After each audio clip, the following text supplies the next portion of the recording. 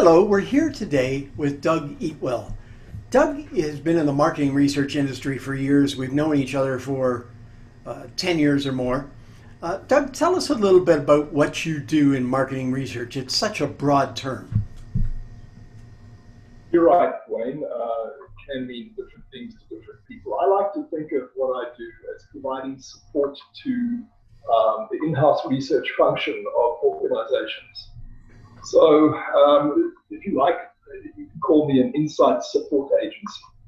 Okay. I guess my key USP would be, if you ask my clients, would be outstanding value for money. Essentially, when you hire me, you get a combination of an experienced researcher, business analyst, data scientist, all rolled into one, and I see your projects through from start to finish. I don't hand them off to someone who's just graduated to work on a big project.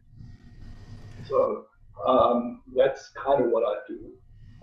And I like to think that what I'm offering the industry is kind of a leveling of the playing field, because you're getting really good value from an experienced researcher, and it's not breaking budget. So, sorry, let me get my mic back in again. So you're getting a really experienced researcher, and it's not going to break your budget.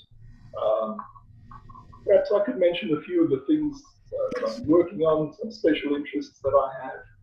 Is that okay? Yes. Well, one of the things you mentioned was you're developing mapping and formatting for culture within organizations.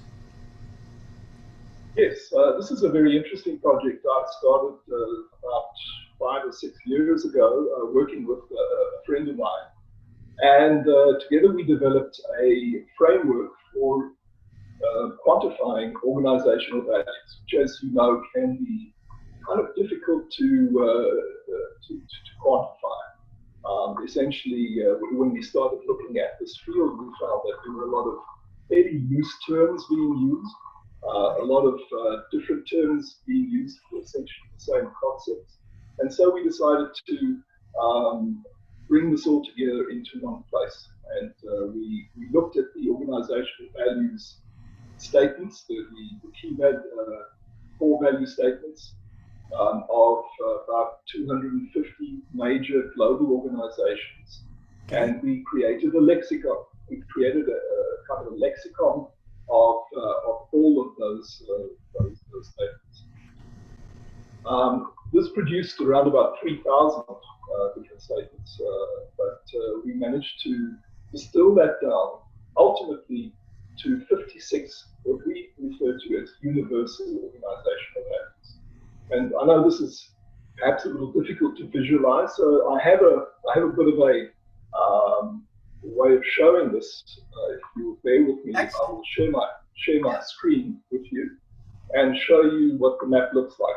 Okay, so if you can see that now, it's a spatial representation of the values that we've identified, and it falls into 8 different zones. I won't go into a lot of detail, but suffice it to say that there are zones relating to the people in the organization, to management, to the monetary side of things, to innovation, to the external market, the regulatory issues, and then how business fits into society as a whole. So using that, we can map what your culture looks like. And that kind of helps you to see where the landmines are. One of the important use cases for this is strategy and culture alignment. Because when your culture doesn't support your strategy, then often the strategy underperforms or fails. Yeah. And this helps you to know whether your desired strategic outcomes are going to be supported by the behaviors that are underpinned by the values that are within the organization. So that's kind of where that goes. Now, in addition to culture, you've got the traditional, very broad marketing research background, qualitative, quantitative, all sorts of things. Who are your ideal clients? My ideal clients are ones who want to get into the heads of their key stakeholders.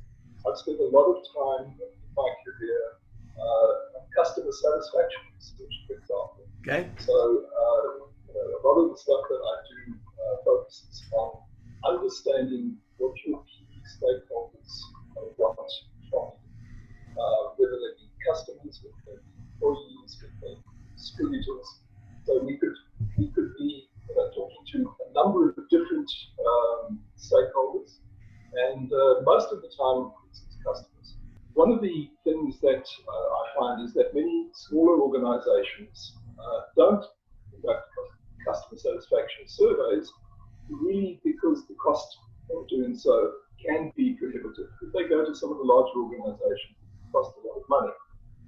So one of the things I've been trying to do is to investigate research automation where it is feasible to have a kind of an app store for research where you can go onto a platform and simply, by the click of a button, you can buy a customer satisfaction survey. Now, these don't exist at the moment, but I am talking to one of the leading Canadian companies that is working on a research automation platform. And hopefully, within the not too distant future, we would be in a position to offer that as a service to small organizations. It's a kind of a democratization, if you like, of the research field, making research more accessible to the smaller organization. That's one way of doing it. Yeah.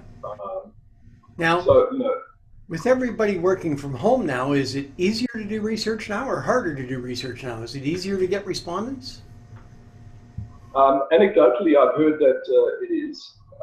That it's easier to get hold of people. I haven't necessarily had that experience myself. A lot of the research I do, incidentally, is done remotely online. Okay. So it isn't, I'm not really engaging currently in much research where it involves actually trying to get hold of people.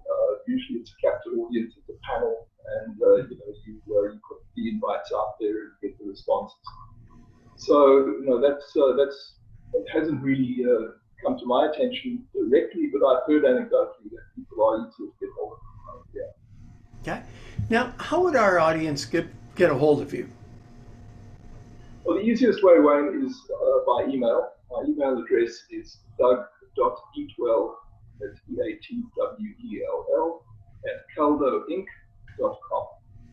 Okay. I believe you have the address on the screen. Yeah. And Caldo Inc. is your website?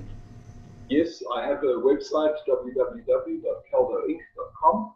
Okay. And that explains kind of what I do, and get hold of me through that as well. Okay, and you're on LinkedIn, of course? I'm on LinkedIn, and in fact, that's where we know each other from. Yes, yeah. We've been connected there for a long time. A long time. Doug, I want to thank you for your time and your description of what you do. Please stay safe and carry on. I think you're doing some really, your culture work in particular fascinates me, and I think you're doing some fabulous stuff. Thank you very much, Wayne.